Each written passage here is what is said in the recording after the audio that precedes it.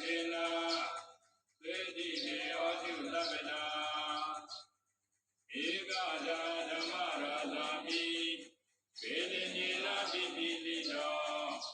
သုံးနာတေရဏတယေဝဗနာပိတဝနာသာဒရံသံမောစိတဝနာအာဘာဒာဓမ္မောဂတိဒါနသောဧဒေနသစ္စာဝိသေနာသေတိတေဟောတုသဗ္ဗဒါဘေနာသေသအာဘာဒာဒေနနာတိမေတိတံမေဃအတာကိလေသာဝါပတ္တလောကတိဓမ္မတံဧဒေနသစ္စာဝိသေနာသေတိတေဟောတုသဗ္ဗဒါဝိသေကသုတ်တံနေတိတံဝိသေကသုတ်တံအာရောဇထာယဟောရကတုဝိသေကသုတ်တံယောဂမျိုးမျိုး